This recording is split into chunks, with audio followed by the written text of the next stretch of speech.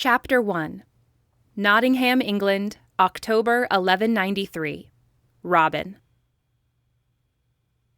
Sunlight filtered through the woods, giving the autumn leaves a golden glow.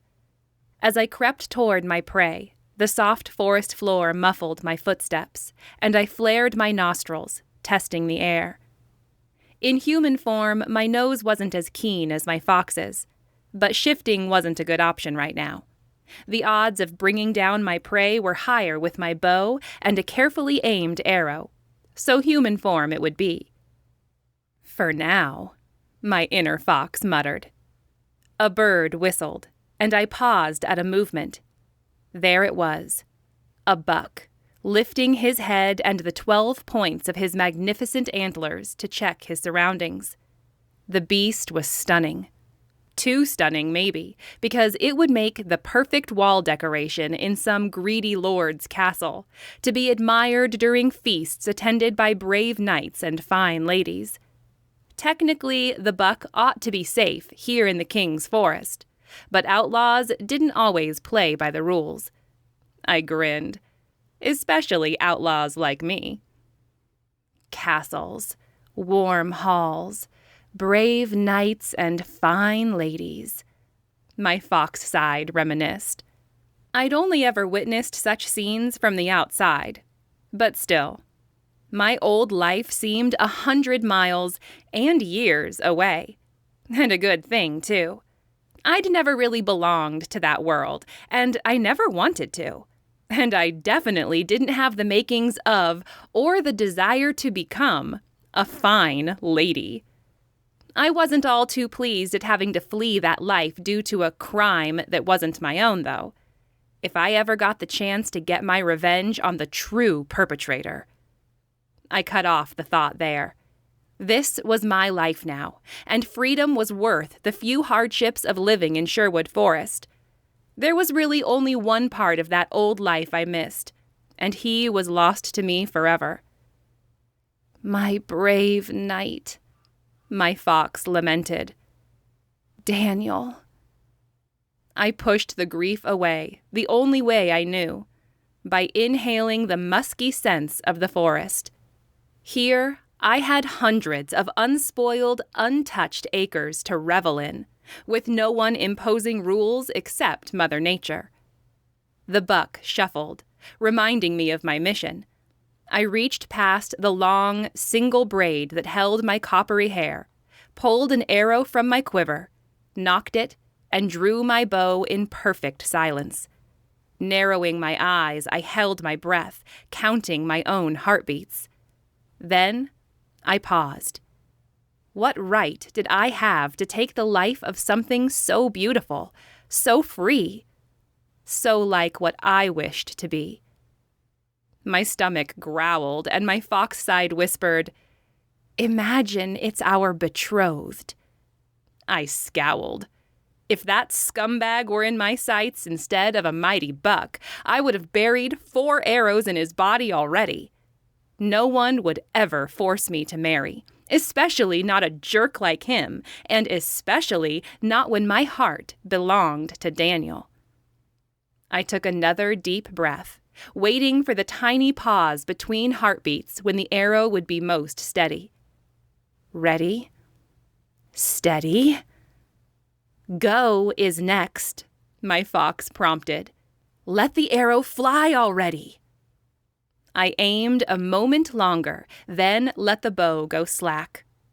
Not today. Not that buck. Not by me. I puffed out my cheeks, glad my brother and the others weren't around. They wouldn't understand, and I couldn't afford to show what they would call weakness. Suddenly, the buck swung its head around, staring into the distance. A split second later, my inner fox went on high alert too. When the buck raced off in panic an instant later, I ran too. Toward the disturbance, not away, because something told me trouble was brewing. My lean frame made me a fast runner, but when I skidded to a stop a quarter of a mile later, I knew I was too late. "Robert!" I nearly yelled at the man standing beside a carriage. Instead, I shouted into his mind, using the mental link all closely related shifters shared. "What the hell are you doing?" The thing was, I knew exactly what my younger brother was doing, and my heart sank. He and the fools who called themselves the Merry Men were at it again, holding up a carriage that dared enter Sherwood Forest. At times like this, I asked myself why I'd joined their band of outlaws 2 months earlier. But being on the run had left me with no choice. Besides, they needed a leader, and that sure wasn't Robert. I'd had no choice but to take over and do my best to whip some sense into the men. In many ways, we'd made progress, building a sturdy roof over our outdoor meeting area, insulating the modest huts we used as shelters, improving our water catchment system, and stockpiling supplies for winter. At heart, the merry men of Sherwood Forest were like energetic hounds, able to perform as long as someone pointed them in the right direction. But left to their own devices... "Robert!" I hissed into my brother's mind. Too late. Robert pulled the carriage door open. The rest of the men formed a circle, arrows aimed at the carriage, its driver, and the 3 accompanying guards on horseback. Not that a scream came from the occupants of the carriage, more like a giggle. I rolled my eyes. Clearly, Robert was working his magic again. "You, my daughter, have the wit and cunning of your mother. Bless her soul in heaven," my father used to sigh. "Your brother, alas, inherited only her charm and handsome appearance." It was true. Robert was blessed with perfect teeth, fine manners, and a husky voice that made women's toes curl. That and a shock of unruly hair that gave him that roguish look so many women loved. And as the son of a wolf shifter and a half-witch mother, he had a spellbinding charm that few humans could resist. Yes, Robert had it all. Or nearly all. When it came to brains, well... "Ladies, I regret to say we must lighten your burdens," he announced, turning on the charm. "But women with beauty like yours hath no need of trinkets to augment it." He slid the ring off one woman's finger in a sensual gesture. Another giggle sounded, accompanied by the flutter of eyelashes and a coy press of a hand against an ample bosom. I made a face. Seriously? They were falling for that? "They are indeed," my fox sighed, as the second woman handed over a pair of pearl earrings. "Thank you, ladies. I can assure you your donations will be put to just cause," my brother gushed. I snorted. To Robert and the others, just cause translated to drinking, eating, and making merry. At his flirty urging, the women produced 2 sacks of coins, a silver comb, and even a ruby necklace. They only protested when it came to more personal items. "That ring was my grandmother's," one explained, apologetically, like she was the one doing the robbing. Robert held the ring to his heart as if he shared her loving memories. "So sorry, m'lady, but I'm sure she would have wanted good to come of it. Real treasure is the satisfaction we get from giving. Don't you agree?" The woman did, profusely, though her friend was a little slower to hand over the diamond-studded unicorn brooch Robert turned his eye to next. "This brooch was given to me by my dear Richard, gone off to the Crusades." Robert's jaw went slack, and I nearly buried my face in my hands. "Not King Richard, you idiot! It's only the 3rd most common name in England." "Oh, not that, Richard," the woman said. "Just my darling betrothed. Whatever will I tell him when he returns to find it missing?" Robert flashed his most brilliant smile. Are the Crusades not about fighting for a just cause? I snorted. From what I'd heard, the cause wasn't as just as some made it out to be. And will you not feel proud playing your own small part in a similar crusade? Robert laid it on thick. The foolish girl decided, yes, she would, and handed it over. I looked at the carriage driver, hoping he would mount a little resistance. But the old man wasn't interested in preserving anything but his own skin. And as for the trio of young guards on horseback, they were too terrified to do anything but stare at the tips of the 20-plus arrows aimed their way. Even their horses pranced nervously, making the leaves underfoot crunch. "Enough already!" I hissed into my brother's mind. "They're rich. It's not like they need it," Robert retorted. "True, but I have my principles," I shot back. "Don't you?" He flashed a naughty grin. "Not since I came to Sherwood Forest." I could have beaten my head against the nearest oak. If our father could see us now. Or mother, my fox added sadly. Robert didn't remember her, but I did. Sometimes I wondered how he would have turned out if she had been around to guide him. Our father had done his best, but his child-rearing had been a little rough around the edges. "At least tell us to whom we entrust our treasures, dear sir," the second woman cooed. I huffed. Not even my half-witted brother was stupid enough to reveal his true name. Robert grinned and gave an exaggerated bow. "Robert Hood, at your service." My jaw dropped, but my fox just sighed. Never underestimate Robert's stupidity.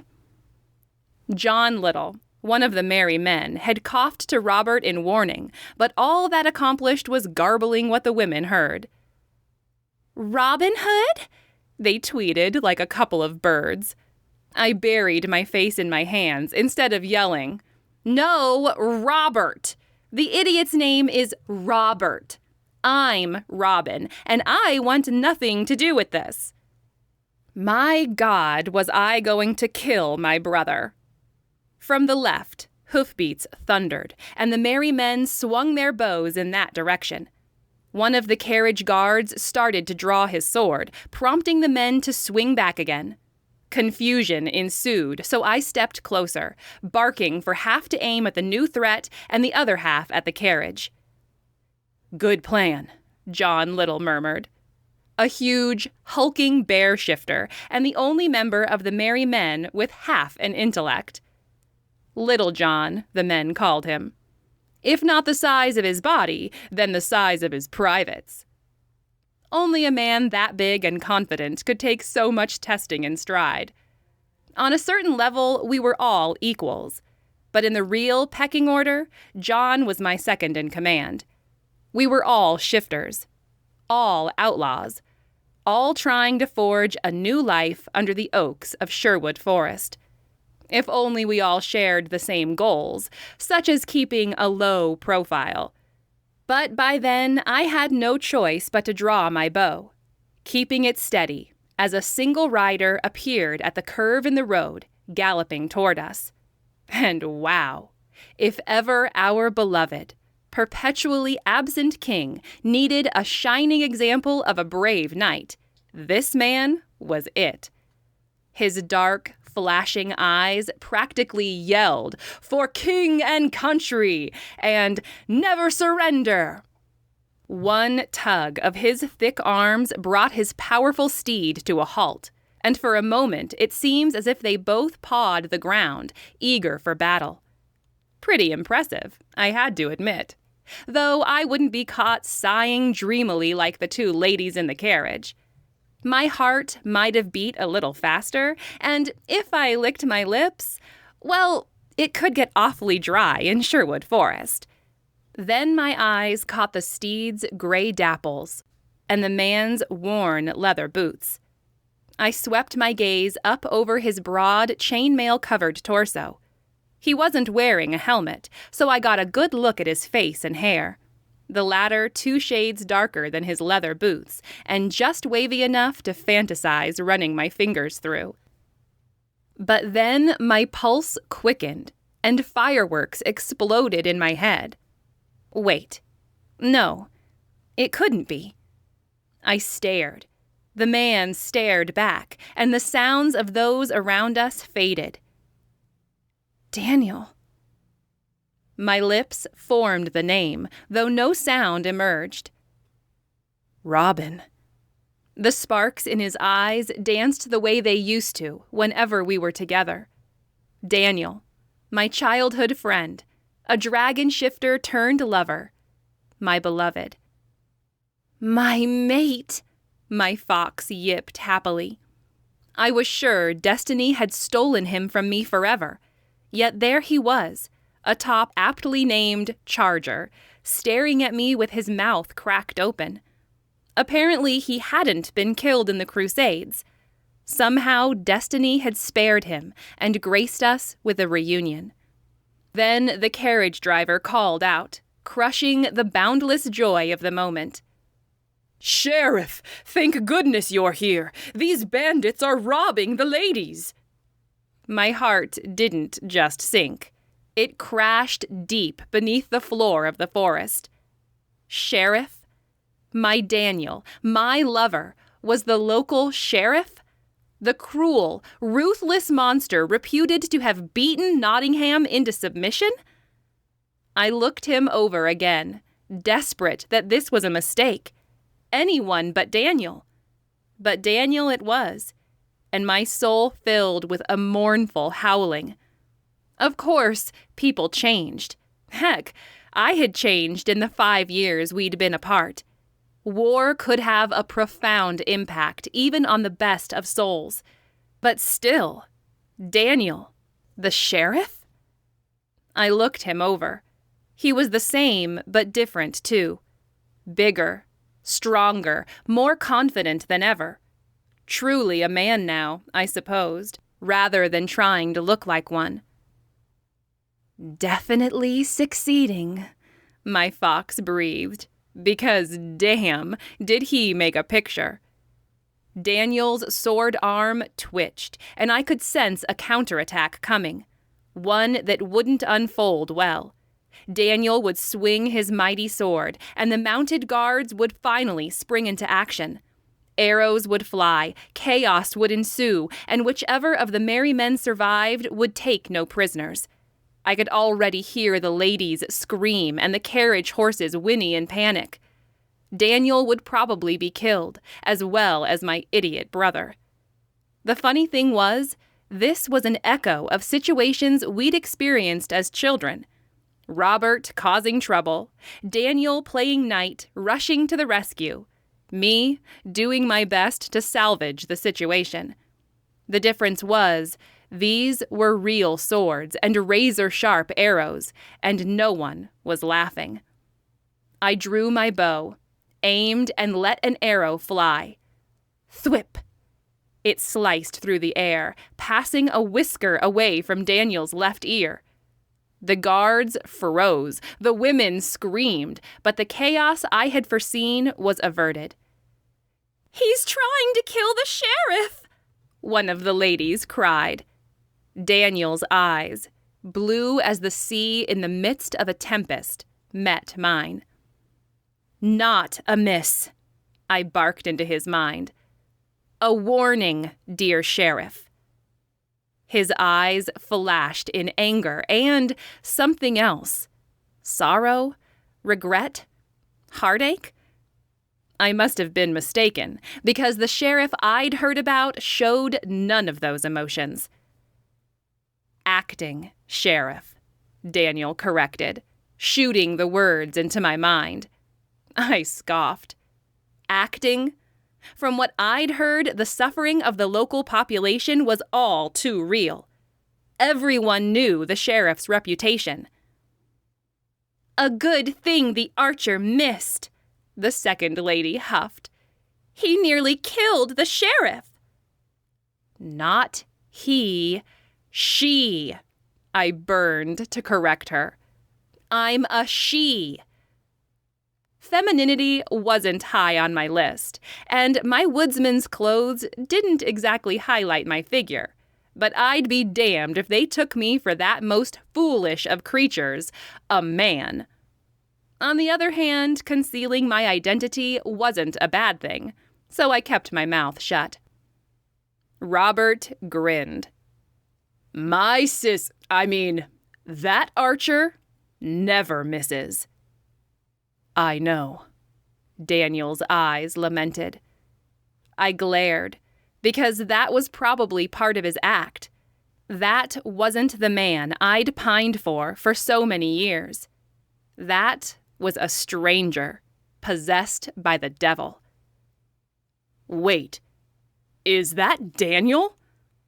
Robert's belated realization burst into my mind. No, I barked. And bless his stupid soul, Robert accepted that as truth. An instant later, he was back to his original line of thought. Never misses, he assured the ladies. See? With that, he extended an arm away from his body, turning the woman's ring so that the open circle faced me. I shouldn't have gone for the bait, but seeing Daniel turned my brain to jelly. I drew another arrow, whisper cursed, and let it fly. Zing! Thwack! The woman stared at her jingling ring, now pinned to the side of the wagon by my arrow. My word! What a shot! She gasped. With a grin, Robert pulled the arrow free and pocketed the ring. Enough, I declared, turning my big sister glare on Robert. Release them, now. When Robert opened his mouth to protest, I drew another arrow and shot into the tree over the carriage. A branch fell, whacking one of the horses and sending it into a panic. Whoa! Whoa there! The driver pulled on the reins, but the 4 horses were already stampeding. The carriage bumped down the road, and the ladies screamed in a way that would have been profoundly satisfying to the mischievous child I'd once been. But times were different, and all I could do was glare at Daniel. The 3 guards took off after the carriage, making Robert and the merry men back up before they were trampled. Only Charger stood steady, while Daniel hesitated. Robynne, please, I need to explain, I imagined him whispering. But there was nothing to explain. I'd heard everything I needed to know about the sheriff of Nottingham. What are you waiting for? I pointed to the careening carriage.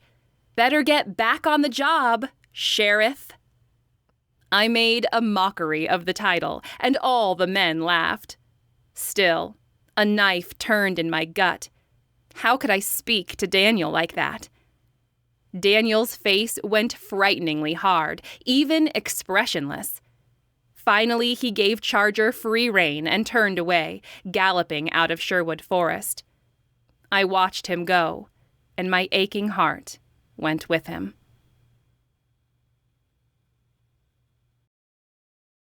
You can listen to the rest of the book in the Tempt Romance audiobooks app, available on the App Store and Google Play. The link to the book is in the description. Discover even more bestsellers and exclusive stories updated weekly, only in Tempt Romance audiobooks.